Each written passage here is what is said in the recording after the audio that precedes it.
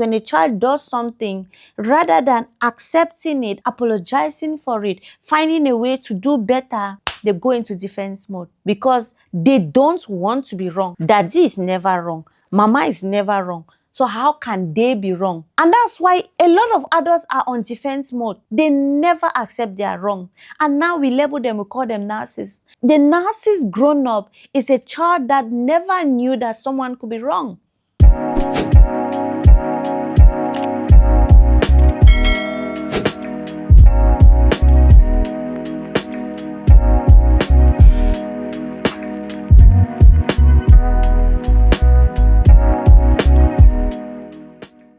Today's video is a continuation of a video that I did previously. If you've not watched it, Intentional Parenting, where I spoke about some of the things that as a parent now I won't do to my child or my children. And again, this is a disclaimer to say I am not a perfect parent. I'm just trying to parent to the best of my ability. This is not a parental advice. You must not take it. It's just my experience. It's just my journey and my truths and the things that I've learned on this journey that I'm sharing with you. And again, I want to say that this video is not bashing anyone. Sometimes it might hit some nerves, but I can say I'm also as guilty of the things that I am saying because I'm also learning from them. I'm not bashing any parents. I'm not bashing any mom or dad. This is not taking away the amazing jobs that you're doing or we are doing. I'm just saying from my experience, I feel like now we know better. Parents did what they did with what they had, with what they knew, with the resources available at the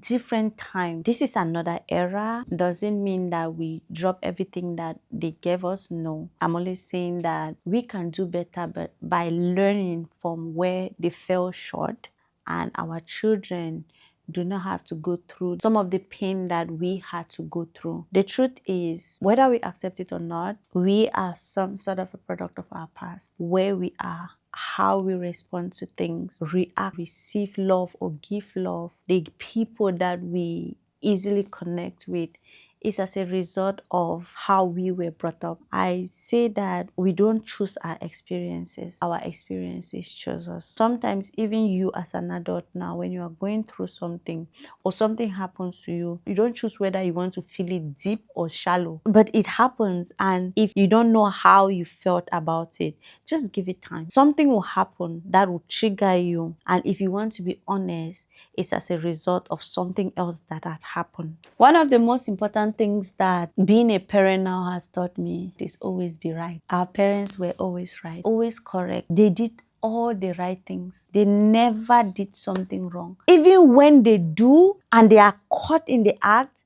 they just ignore it because they always have to be right. And that's very delusional because you cannot always be right all the time. Should I tell you something? Kids who grow up in environments like that turn out to be very controlling. All they were waiting for is, I cannot wait to be a grown-up so that I can do the same thing. We are not right always, but why do we act as though we are always right? I remember a certain conversation that I had with my dad. I don't know where I took the courage from. I remember him complaining about something or one of my siblings. He said, oh, she did this thing and failed. And it just came out of my mouth like, but daddy, you too, I remember there was a time that you did this business and it did not work right. And I feel like it's delusional to think that you'll always be right. And when you act like you are always right, when your children fail, they don't know what to do with failure, how to accept failure, how to navigate failure. They feel like failure is a sentence. And that's one thing I've learned as a parent now, that I don't always have to act strong.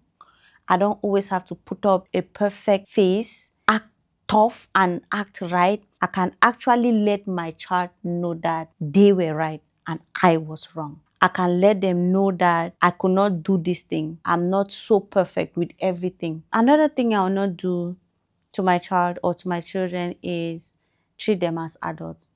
I'm going to let children be children. This is crazy because sometimes when you grow up and now you know certain things, you think that the kids know them. No, they are just children and they are being children.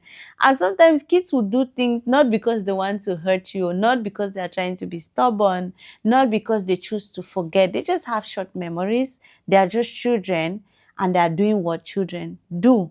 And sometimes us as adults, with all the adult things going on in our lives, we expect them to understand.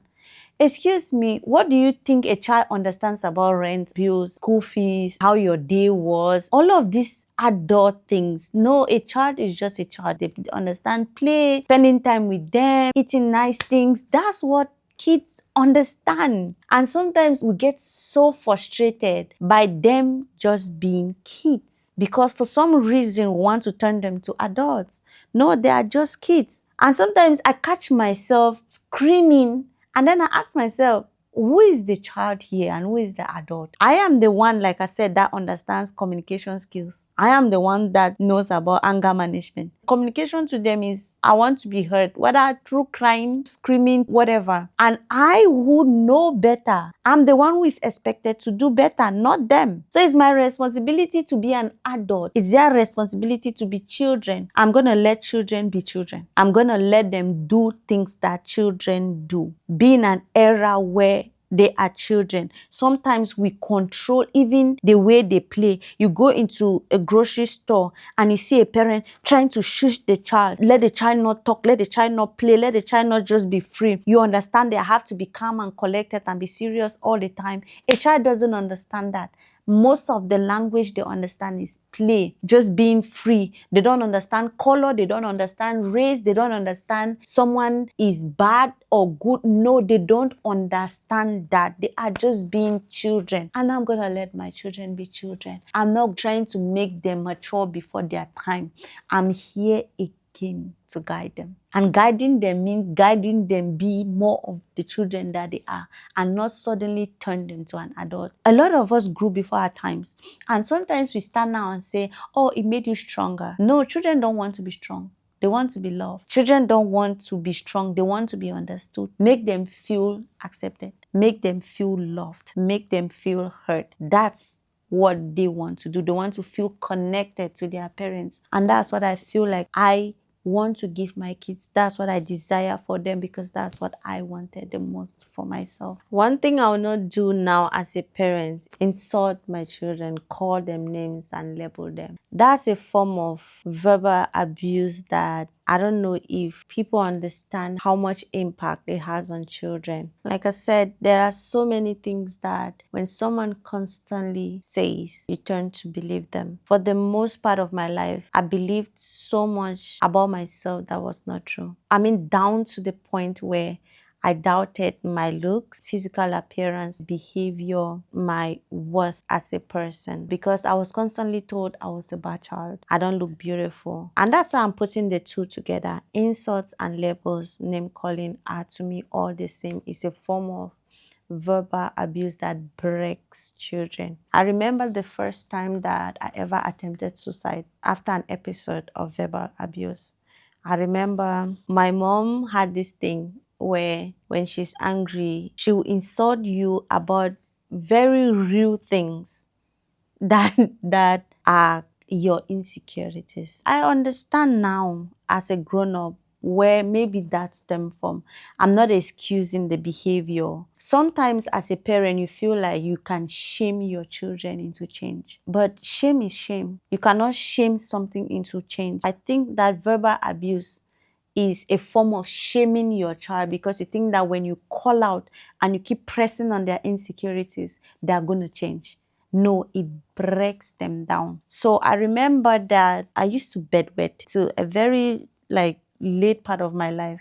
And that was something that was already shameful. You know, something that always they kind of keep it in the house because when someone knows that they are bedwetting, it's already a stigma. When I'll do something, my mom will tell me how, look at you, you are doing this thing.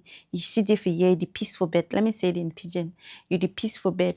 Look at you. And at some point when I was growing, I had this thing that came out of my legs or my body and it left scars on my body. And then she would tell me, you are not even beautiful. Look at the spots on your body. Look at how you look. And you are still making this your thing. And Sometimes it's easy for someone who doesn't know you to say things about you. But when someone that knows you call out things about you that are your insecurities, it becomes a stain that you cannot take out. And parents do that a lot.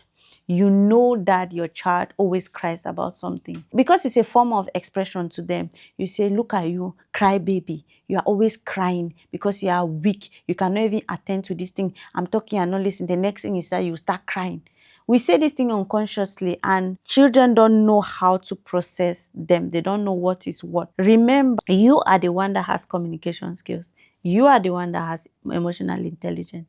You are the one that has grown and knows the difference between right and wrong. You are the one that knows that it's just a word and you don't mean it. But kids don't know that. They don't understand that. They know only what you tell them, and they know that what you say, you mean them. Remember I said in the previous video that kids look up to us because we are the only people that they know. And when you say something, they believe you. When you stay in a relationship, they believe you that you made the right decision.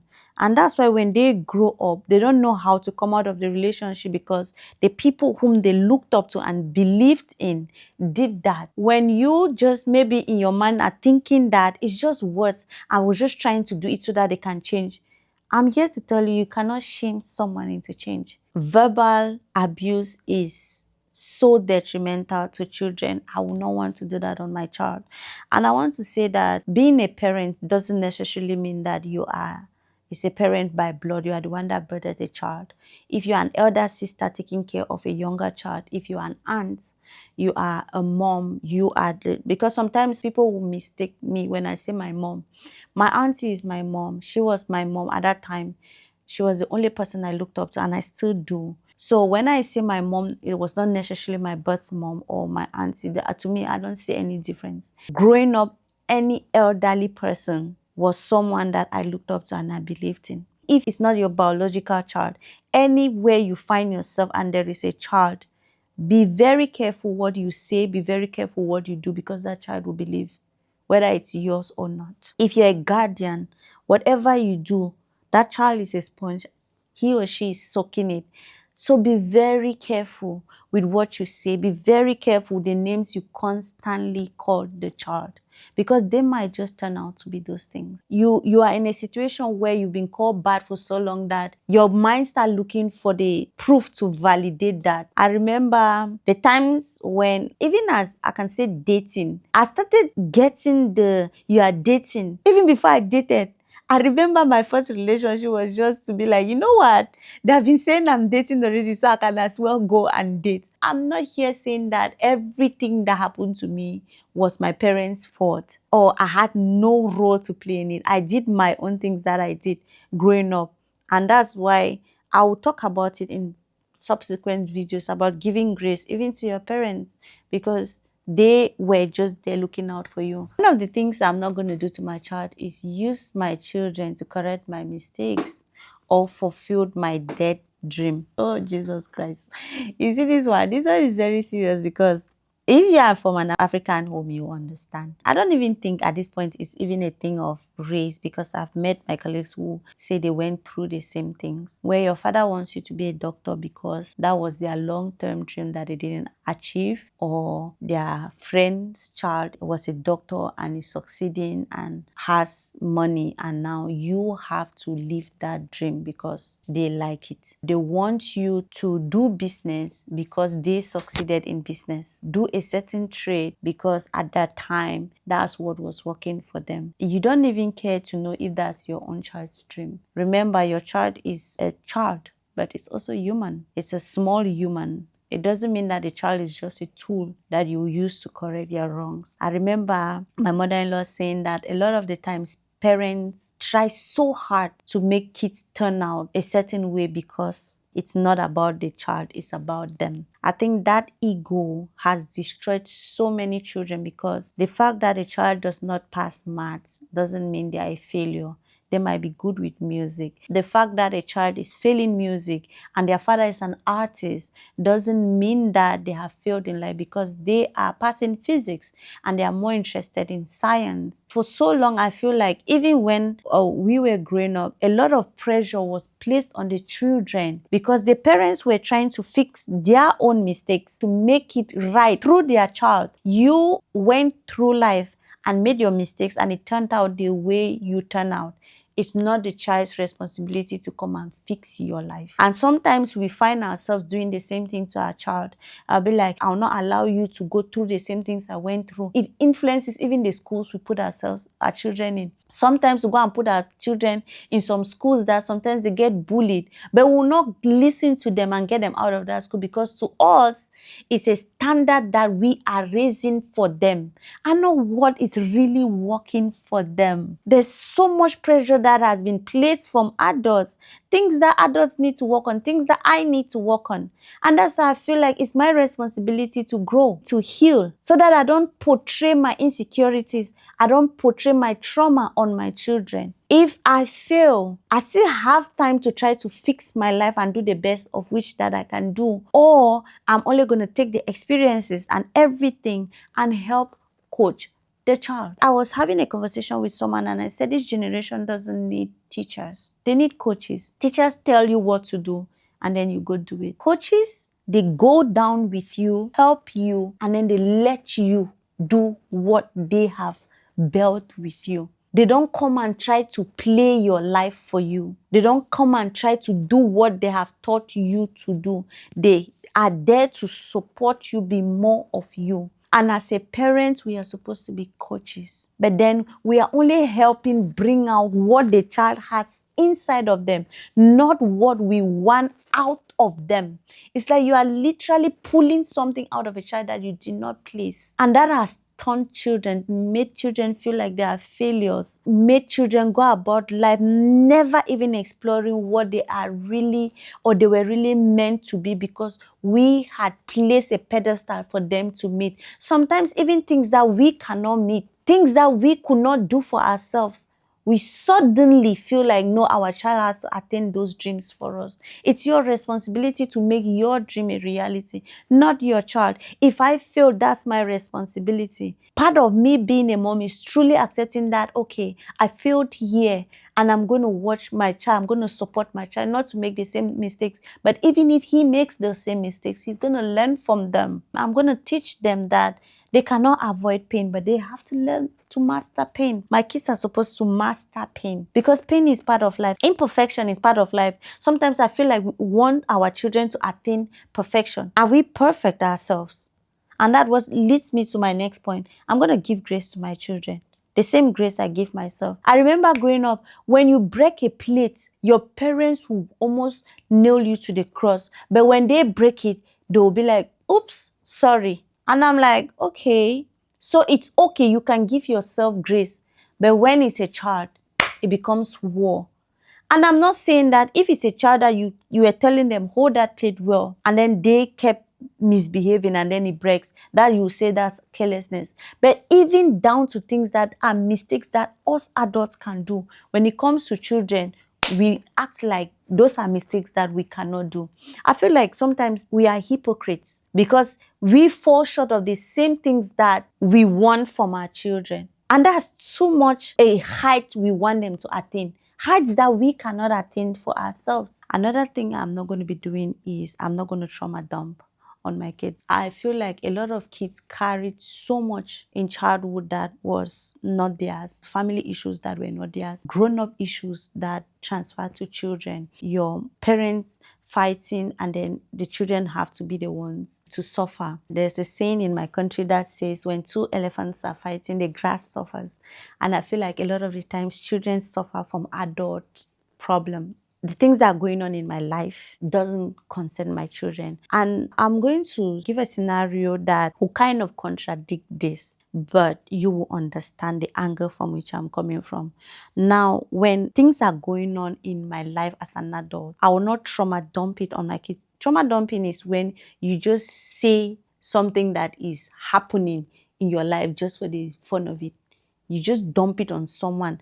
It's not as if you even need a solution from them or their opinions are going to come. You just want them to know and be part of that pain. Sometimes it's none of our children's business what's going on between you and your sister, and that you people are fighting, or you and your husband, or that the father is the one that is bringing small money in the house, or that the father is the one that is not working, or that the father is not taking care of you, or that all of those things. I feel like sometimes children take on a lot of the things that concerns adults that even their minds cannot even process. We should know that, yeah, children at different stages can take certain information. A child is not yet mature to handle that information. Why are you giving it on the child? Why are you dumping it on the child?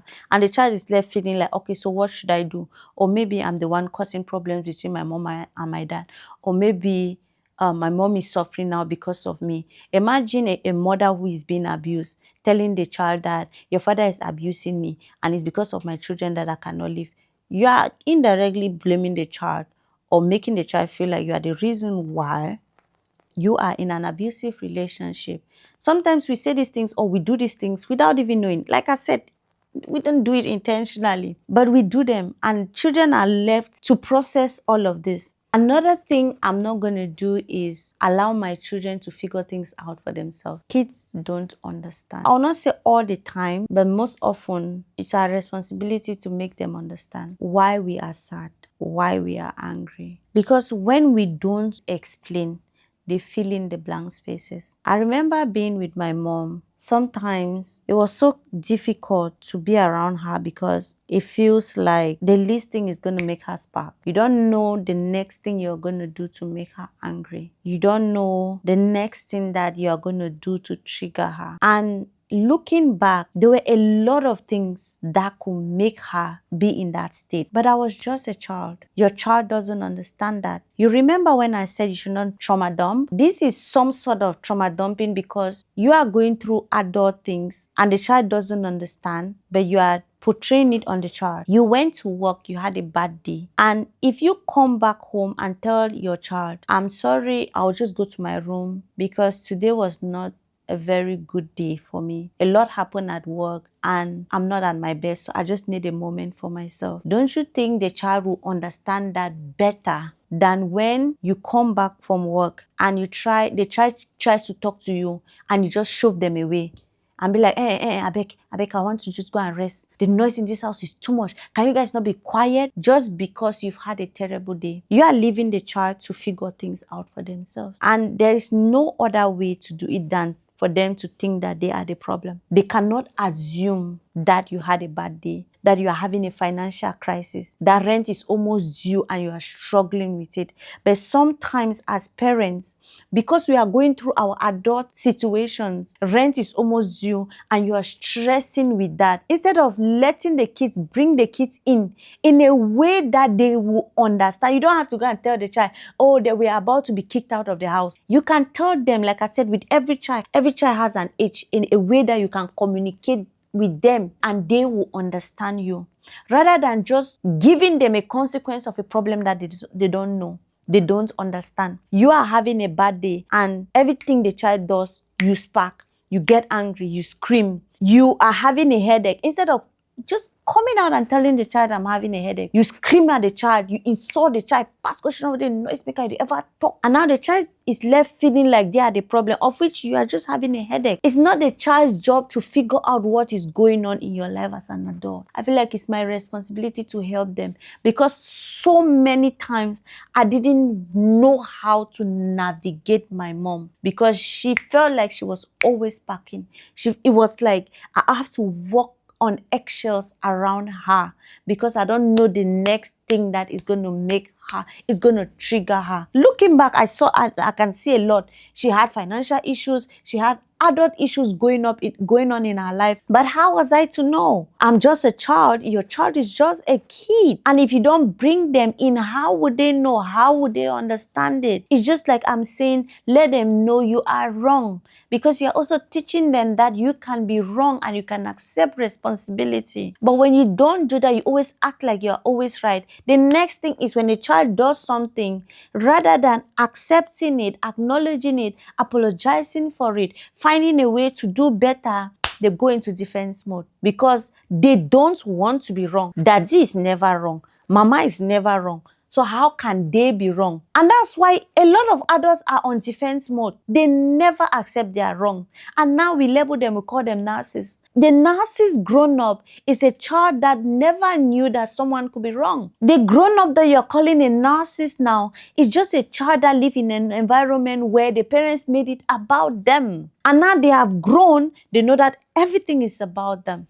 I don't want to do that for my kids. They don't deserve that. And why am I saying all of this? We have an opportunity to do better, change the narrative, consciously and intentionally parent.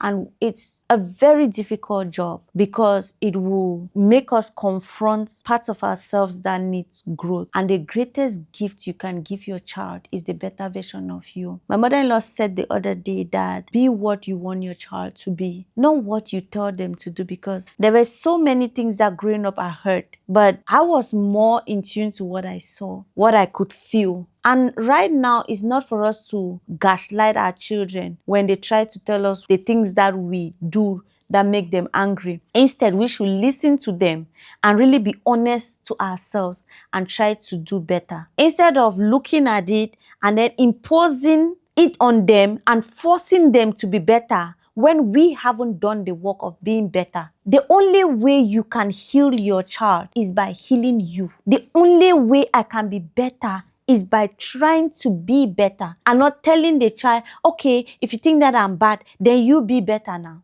So as a parent now, it's not the time for you to judge yourself. It's not the time for you to cast the blame or say, I'm not going to call the children the names that I call them and I start calling myself. This is just the beginning of the healing. We have to heal from the things that we do not have, thereby making sure that we don't cross it to the next generation. If you are a parent, you know so much. I cannot name it all.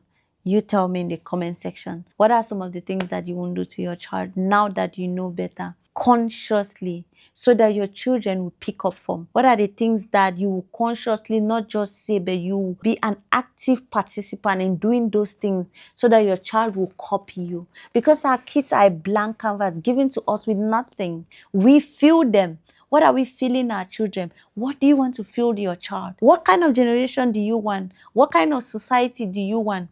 Why is it so important that we as parents do the work? Because our society is a reflection of our home. If we say the world is bitter, it's because the kids were once bitter. If we say the generation now is careless, let's look at what the parents are doing. Sometimes we stand, we look at the work and it's just too much. Then we run away from and expect the children to carry the load. It's not my child's responsibility to come and make me better. It's my responsibility to make myself better, thereby teaching my child or letting my child see that it's good to be better. My child will reap the fruit of my healing, the fruit of my forgiveness, the fruit of love. And I want to say this even when it comes to spirituality. The first person that introduced God or spirituality to the children is you. I will not even lie to you. When it came to God, I feared God. I did not love God.